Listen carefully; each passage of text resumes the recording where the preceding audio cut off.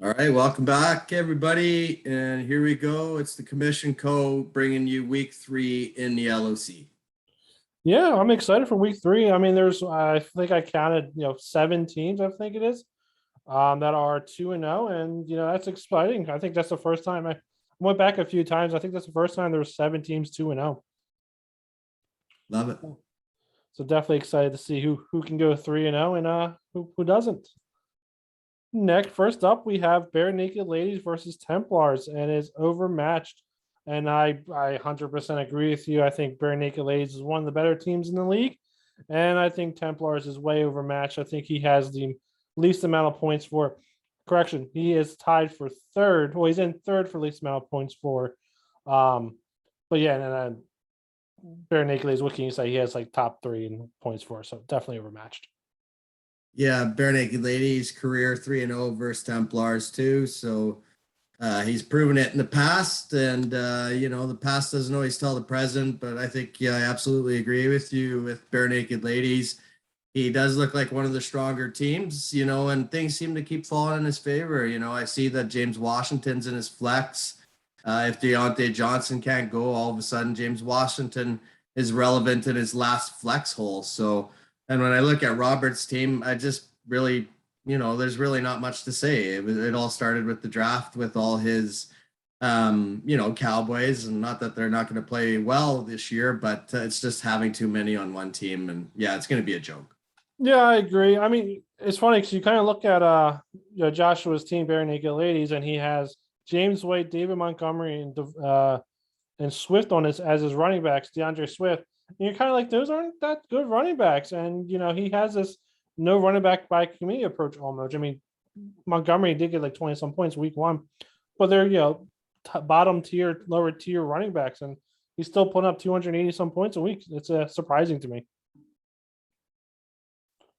Next up, we have Fallen Misfits 2-0 versus the 12th man. Yeah, and you're right. This is two original owners definitely going in a different direction. I am 2-0 and he's 0-2. And in the beginning, I sucked. He was good. And now we're switching it up here.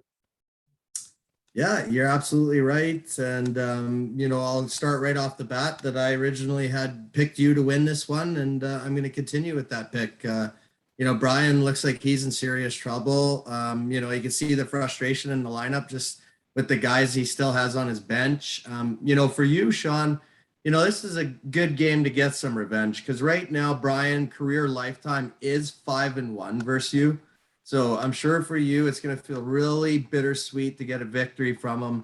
And, I think the victory for you is really going to be driven by just, having a balanced lineup for the most part. And your Eagles seem to be performing in key moments. And then Quintez Cephas, I think he looks like he's taken over that one role in Detroit. So, you've had things going your way. And when I look at Brian's lineup, I see a bunch of questionables and just a bunch of holes. Yeah, right now he doesn't even have a quarterback starting. He has Big Ben, who's injured, and Tyrod Taylor, who's on the IR. I also have myself winning this one. I originally had myself winning as well. And, kind of looking at the 12th man's team, he has Galladay, Fisker, David, Gabriel Davis, who kind of haven't really lived up to their potential. Davis gets a touchdown in week one, but without that touchdown, I mean, he's got 40 yards. So he's like, would have like 4 points. So there's nothing there either. And yeah, you're right. He's kind of been plagued by injuries, but we'll see how it goes.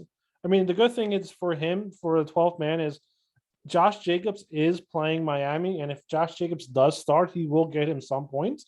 But the question is, will he be healthy enough to start, in my opinion? Next up, we got battle of 2-0-2 teams. You got Billsy Bob 0-2 versus Green Lightning 0-2. And this is a divisional must win. And when you look at the division for both teams in the, I believe, was that the Red and White or the Maple Leaf division? Maple Leaf division. They're 0-2, but third place is up for grabs. It's 2-0, 2-0, and 3-0-2 teams.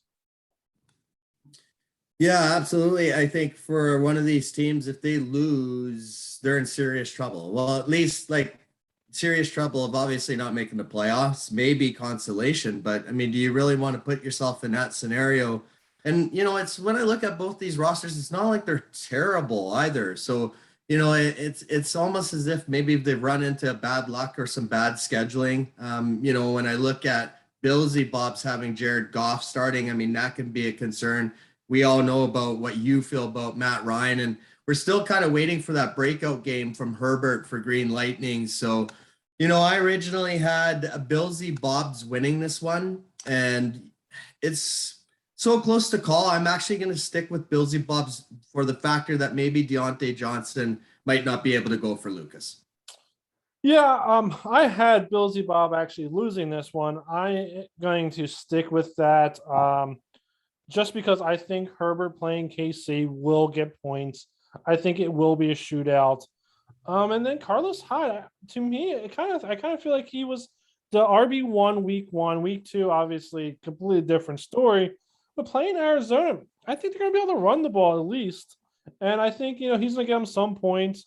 And then kind of just looking at the rest of the roster, both of them are kind of a joke. But Corey Davis to me playing Denver, if Zach Wilson can throw more receptions to his wide receivers than to the other team's cornerbacks in the first half of the game, Corey Davis might be a sneaky play here. He might get him some points, and I'm going to go with the Green Lightning on this one just because of those 2 players or 3 players I just named. Well, I'll add too, if you're basing it on history, Lucas is 5-1 lifetime versus Danny. That's a good point too. Next up, we have Sabatica Spartans versus Artemis Prime. Spartans is 0-2, Prime is 1-1, and this is a divisional battle between the wonderful international division. Yeah, your favorite division. 100%. Hey, they have more points. They have more points than the Maple Leaf division, so I can't talk too much crap on them. Yeah, I mean, the Canadians are struggling obviously this year, but I mean, when we look at this matchup, it's an important one. It's the divisional, and when I look at Artemis Prime's roster, again, it's driven by just a couple of guys right now. I believe he missed the draft, so he's got Devontae Adams and Kyler Murray. Getting him in that trade in the offseason, I think, has been critical here in getting Justin, obviously, that first career win last week against my brother. And, still, though, when I look at it, when you only are relying on a couple of guys, it's not enough. And, we finally saw some production out of Elijah Moore there for the Jets there. And, Sabatica Spartans is going to hope that obviously continues. And that's why I'm going to pick Sabatica Spartans. And lifetime these guys, just so you know,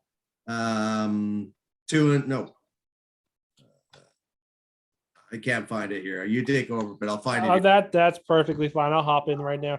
I mean, just doing a quick comparison of the two, Sabatica Spartans has scored 21 more points than an Artemis Prime, but kind of looking at the points against, literally Spartans has let up 523 points against. That is third best or third worst, I guess you would say, in the league.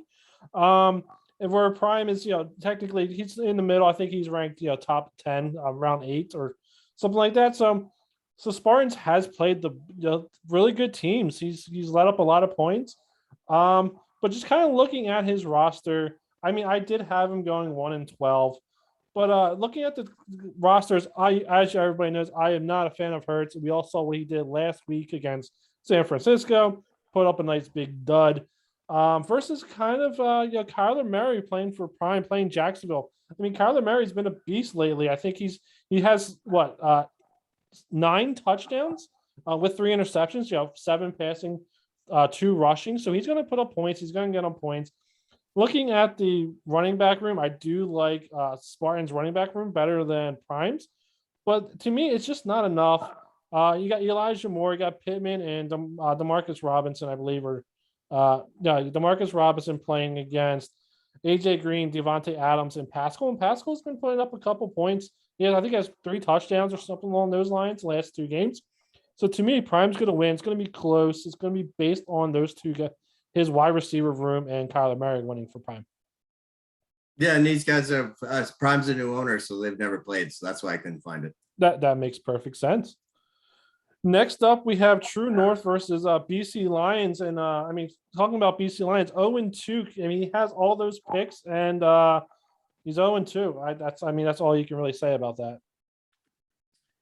Yeah, really a bit of a joke, to be honest, with Stan right now. He is kind of the joke of the league right now. These guys have played once before. True North lost that matchup. I originally had True North winning this one, and I'm definitely sticking with that prediction.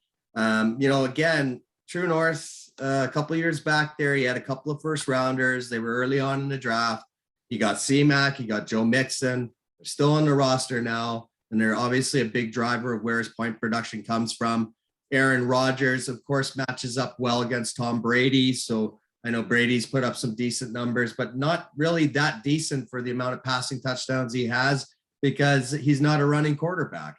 The other thing, too, for True North, he dodged a bullet there with Laviska Shenault. It sounds like he's going to be good to go. And when I look at Stan's team, I'm seeing Tyrell Williams is doubtful. Russell Gage, who's been an absolute bust, he's not going to be in. Rashad Perryman, is he on the practice squad? I don't even know. I think this is going to be an easy one for True North. I agree. I mean, just looking at the breakdown, the two teams, BC Lions is ranked 12th for the points for. He is ranked, has the most points against, but he's ranked 12th. I mean, you had so many picks in the first round. If your team is not scoring in the top 10 at least of points for with all those picks, what are you actually doing with those picks, in my opinion? And True North actually has the third least amount of points against, and it's kind of looking at their teams. As you said, Tom Brady's going to put up points, but Aaron Rodgers is playing San Fran. The question is, what Aaron Rodgers do you get? Do you get the Aaron Rodgers of 2 weeks ago or Aaron Rodgers of last week? In my opinion, Hurts should have probably put up 2-3 touchdowns against San Fran. I think Rodgers is going to be able to do that. And then kind of looking at the running back room in general, you got Mixon, McCaffrey, and Pollard, who Pollard looked like a beast last week. I think he's definitely, I mean, last year he was running back 1B over in Dallas. I think he's more like running back 1A and a half now. And McCaffrey's McCaffrey. Mixon is playing Pittsburgh. But looking at BC Lions, he has McNichols, James Conner, and Moss. Moss did nothing last week. I think James Connors is downgraded from 1B, 50-50 share to maybe a 40-30 because I think Chase Edmonds is running away with that competition. We all know BC Lions has wide receivers, but so does True North. He does have Devonta Smith, Shenault, and Sutton. So it's not like BC Lions has a huge advantage over wide receivers that True North can't make up. And then kind of looking at the flex, it's either even or maybe in favor of True North, and that's why I have True North winning as well. Next up, we have the Architect 1-1 versus the 6 0-2. The question is, the curse is over, and we will have an answer tomorrow. I don't believe stat corrections came out yet, and we'll have the answer tomorrow. So it might be 0-2 versus 0-2, but we'll find out tomorrow. Yeah, I think based on what Brandon was saying, I think he's fine. Brandon's 2-1 versus Milan lifetime. And, congratulations for a milestone win for Brandon. Got his 20th career win last week. So good job for him. I originally had the 6 winning this one. And, is there going to be magic for the 6 with Justin Fields? I just don't think so. There's too many questionables on Milan's side. Gibson, I think, was limited in practice. Mitchell, is that shoulder? I mean, really? And then T. Higgins is popping up, and then Crowder's off COVID, and then all of a sudden he's not practicing. So those are just way too many question marks for me. And one of the things about Brandon teams moving forward, I think we gave him a hard time about the quarterback position, but Tannehill plays Indy twice, Jacksonville twice, and Houston twice. That division is dreadful, and obviously Tennessee should be able to run away with that one. So I'm changing my pick. I'm going to actually change it to Brandon this time around. That's fair. I mean, Brandon has the top 4. He's number 4 in points for. I believe he is ranked also number 4 for points against. So he plays good teams. He has a good team. So yeah, he can't really complain there. I know he says he has a curse. He plays a good team. He does play the American. He does play in the American division. He did play the age crew, who also has a good team. And honestly, when I first looked at this game back in when we did the previews, I was like, oh, there's no way Brandon is going to win this game. The 12th man just has a better team in general. And honestly, I am also changing. I'm also changing my pick here as well. Justin Fields playing Cleveland. I mean, he might run for two touchdowns, but he also might throw 3 interceptions to go with those 2 touchdowns. And then Gibson, he hasn't really done much. I know he's got 11 and like 10 points back-to-back weeks, but he's playing Buffalo, and Buffalo looked really well last week. And then Mitchell, as you said, is he going to play? AJ Brown, he hasn't really done anything besides that touchdown he got in week 1. He hasn't gone over the 50-yard mark, or actually 49-yard mark. And Higgins looks good to me. But again, he's also, without those touchdowns, not doing much for the 6, where you do have the architect, you do have Barkley, you do have Tyson Williams, Godwin, Higbee, Jamal Williams, Brian Edwards, Michael Carter. They're all scoring points. And I think they're going to give the edge to the architect. I know NFL.com has it as a close game, I believe. It is, within 2 points. And honestly, I don't think it's going to be that close. I think it's going to be Brandon's by Sunday night. He's not going to be talking about no curse, and he's going to win. Next up, we have the Age Crew versus Too Good for a Name. It is interdivisional clash.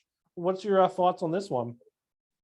I think it's 2 relatively new owners, and I think it's a big game for both. But a lot has changed, obviously, for the Age Crew.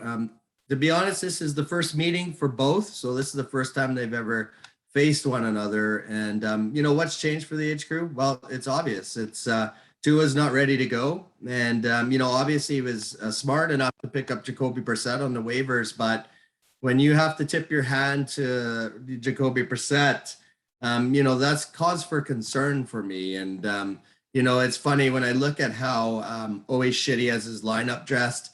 It's like he intentionally put all his good players in the flex to just kind of try to prove how deep his lineup is. A couple things I like that he did. Luke Farrell there in tight end in Jacksonville. Another waiver wire ad he did recently, Whitehead, coming back from injury. And Michael Thomas is eventually going to come back for him too. So, always shitty has put together a pretty good lineup here. And I got to give him credit where credit is due. I originally had Age Crew winning this one. But I think with the uncertainties of Brissett and the chance that Vegas is going to go 3-0 at home, I'm changing the pick again, and I'm going always shitty. That is super fair. Just kind of doing a little quick look at the teams. Too Good for a Name. He's 2-0. The rest of his divisions 1-1, or Spartans is 0-2. Too Good for a Name has almost a 90 point, a little over a 90 point gap between points for between him and Fighting Geese, who would take second in that division. So if he did lose, he would still be number 1. But you look at the Age Crew. If he wins this game and scores probably about 11 more points than Canadian guy, he can take first place in his division. And honestly, looking at it, Jacoby Brissett, yes, he's playing the Vegas, he's playing Vegas. He could put up some points though. I'm not going to count him out not putting up a couple points. I know he looked dreadful. He threw an interception against Buffalo, but he did put up 169 points. I think he's going to throw for 2 touchdowns. Honestly, I had the Age Crew winning it. I think it's going to be close. But I'm going to stick with my pick and say the Age Crew wins this one with a shocker winning this one. Because you think if you lose your starting quarterback, you're not going to win. I think he's going to win this. Next up, we have Deuce Bombers versus Swahinya. Deuce is 2-0. Swahinya is 1-1. And they are the win percentage kings. Tell us what their win percentages are. Yeah, so Deuce actually just took over first place for having the best win percentage in the LOC. He has a 691 win percentage since he's been here. That's just phenomenal. Basically winning 7 out of every 10 games. Eric and Swahinya is second place, sitting at 679. And if Eric and Swahinya can get the W here, it'll be his 20th career win, hitting that milestone pretty quickly. So these guys have had tremendous success since they've been in the LOC. And I think really they've proven themselves just by that win percentage because they're consistently winning. And I think, you can't ask for any better owner than that. And I think this game is actually going to be fairly evenly matched. I originally had Eric and Swahinya winning this one. And right now, NFL.com, as I'm looking at it right now, is a 15-point projection that Swahinya was going to win it. This is going to be, I guess you could say, my mini shocker of the week. I believe in Deuce Bombers winning this one. Why? Stafford against Tampa Bay. I think Tampa Bay Rams, that's going to be hyped for the game of the week. I think there's going to be a ton of touchdowns in that one. I think it's going to be a thriller to watch. I know Lamar's in Detroit, but I have a feeling he'll kind of struggle a bit for whatever reason. And I know Hopkins and Hill are on the other side and can put up big points. But again, this is my shocker of the week. Deuce beat me last week, and I just want to feel better about myself, and hopefully he can continue the winning streak. Yeah, I mean, hopefully. I mean, I only had him winning 3 games this season. So if he wins this one, he hit the amount of wins I thought he was going to get. I actually already had him winning this game. Back then, I just thought, Stafford playing Tampa Bay, as you said, they're going to put up a lot of points. And the Freeman looks like he's actually going to get some carries. He got some carries last week. I think he's going to take over some carries this week. JJ Taylor, if he starts as RB2, he'll get a couple touches. I think he had 3 yards last week, but I think playing New Orleans and what they didn't do against Carolina, I think he'll be able to get some couple touches.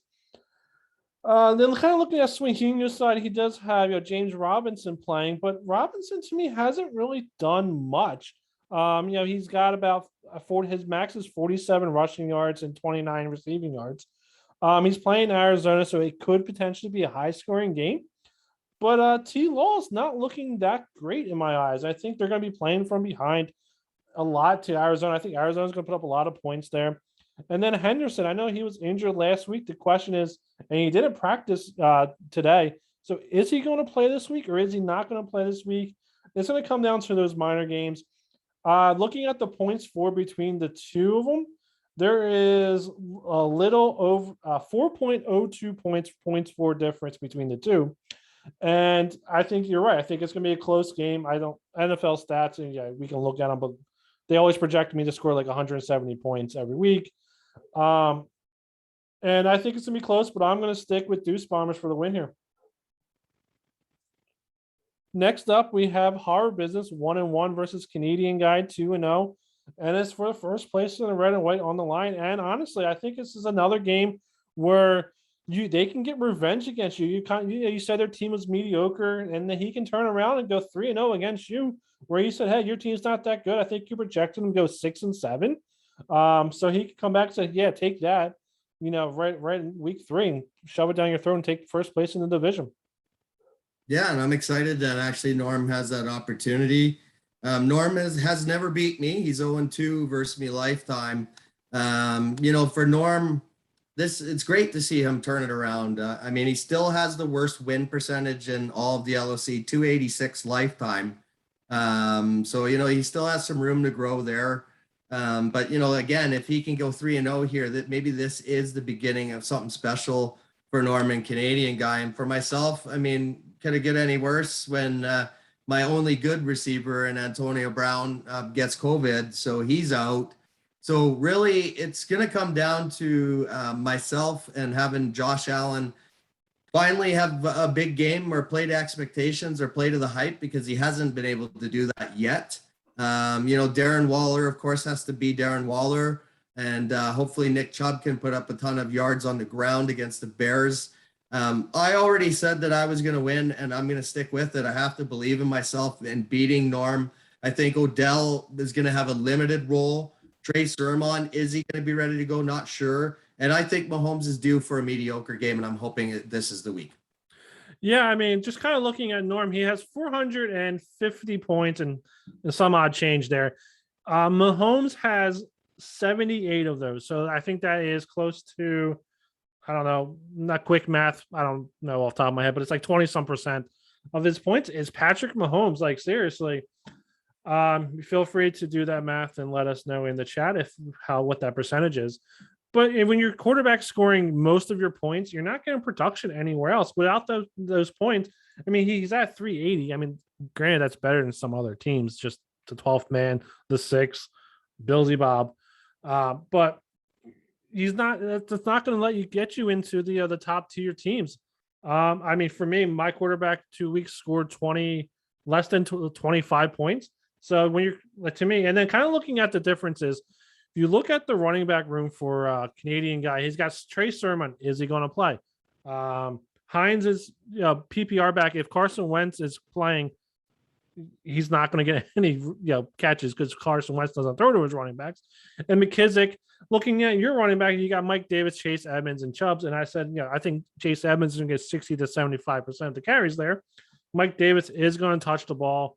He's going to get his rushes. He's going to get you, 10, 11 points. And Chubb is Chubb. He's playing Chicago. He's going to run. He's going to get, I think Chubb is going to have a monster of a game. Your weakness, though, is your wide receiver. I said it earlier. I said it in the previews. Your wide receiver room is ranked 20th. And with Antonio Brown going down, it is ranked now 21 out of 20 teams. And then, but where you do make up for it, and I think you have a better, is your tight end. You got anybody who has Waller. I mean, he kind of, he had a mediocre day. He got you 10 points last week. And, versus Jasicki and Hurst. And you're looking at your flex. The flex are pretty much even. Farrell Brown, Burrows, and Hamler versus Darden, who I actually had to look up and see who the hell this guy was. And then, Deshaun Jackson and Randall Cobb, who will get you some points. I think you're going to win. I had you pick the win in the beginning, and I'm going to stick with that just because I think you're right. Mahomes might have a mediocre day, or he might put up 40 points. It depends on that one. And then that's when it's up to Josh Allen to finally do something. Yeah, I mean, good thing is he is playing Washington, so he might put up some points there. Or not. Next up, we have the Battle of the Ladies. You got Fighting Geese versus Storm. And before people like, oh, who thought Storm was going to be good this year? I had her going 9-4. I would like to point that out there. I had her going 2-0. So yeah. And Battle of the First Ladies, and Storm's team's looking good. I mean, she has Lockett, Henry, and Wilson that are definitely leading the charge for her. Yeah, I think it's cool. I mean, they're both original owners, right? And it is the Battle of the First Ladies. And, it's even more interesting when you look at the history. So Suze is 4-0 versus Krista. So, I mean, there's no doubt that Krista would love nothing more than to win this game just based on that. The other thing that, a lot of people might not know, there's kind of this career wins battle going on where Susie has the lead with 61, True North 58, myself with 57, and right now Deuce Bombers and my brother tied at 56. So that's pretty tight right now too. So the big game all around, just even for career statistics. And I think it's going to be a fun and a big game to watch. Like right now, it's only a 1.51 point difference in the NFL.com projection.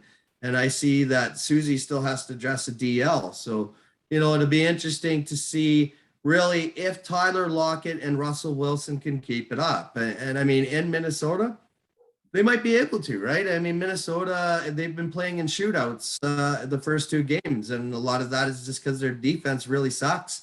And then on Susie's side, she got a big hit with Jarvis Landry landing on IR. So, that took a starting wide receiver out of the way. So now she has to rely on the likes of Jawan Johnson.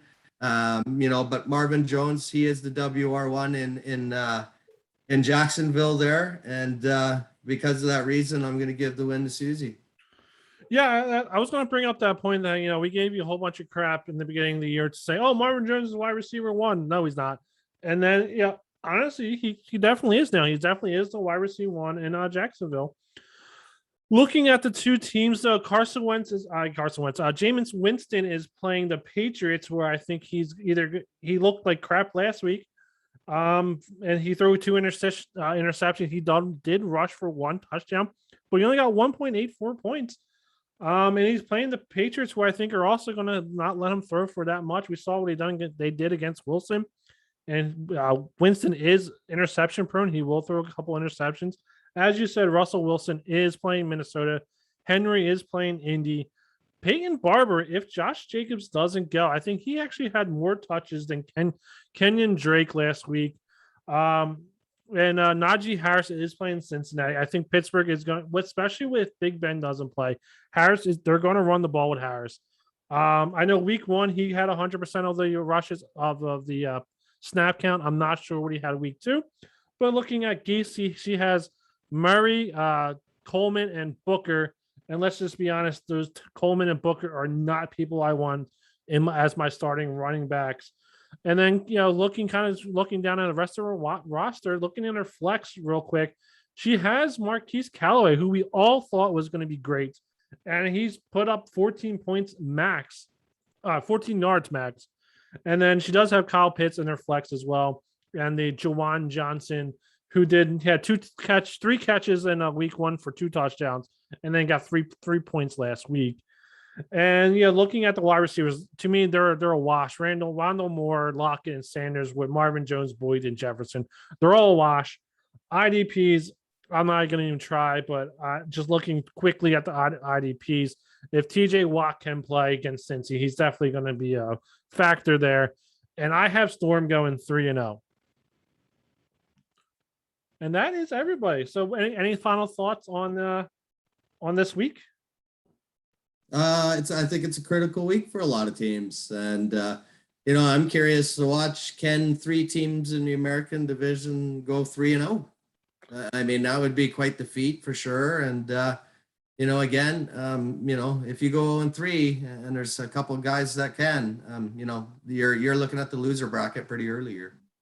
Yeah, I just want to get your thoughts on what the architect brought up earlier. Maybe removing either the commission's powers to not drop down, or maybe changing it up where you can't sell until another team sells first. I like it, but then Brandon brought up a good point, because I kind of realized in tier 2 you could theoretically have that advantage as the commish, right? Because you're never going to have to move up or down. And I guess theoretically you could have that in the LOC, even though I don't ever foresee myself finishing last, but it could happen for sure. And I don't think I should be exempt either, but it's a tough one for sure. Yeah, I mean, the only good thing is just put out there, I can drop out of tier 1. So yeah, I can only be in tier 2. But with that said, I think since we're both in both leagues and we're both who we are, I think we would call each other out on the topic 100%. I know I'll call you out on it. I know I'm 100% confident you would call me out on it if I was, doing really good in tier 2, but I was selling in tier 1. Pretty sure you would call me out as well, and that's not the type of people we are. So I think having the 2 play to us both in both leagues is good for that and prevents that. Well, the other thing too is, if I'm selling, I made it clear, like, and you guys need to understand, and this is for the whole league, like, I think keeper quality really is the most important thing over picks, right? And, for me, I will not give up keepers, but the other guys that I have, yeah, maybe I will tactical sell if my team doesn't look like it's going to be a contender this year. But I know it's still going to be good enough to get the W's, over the losers right now. So 100%. All right. With that said, we'll move over to Dynasty in a little bit.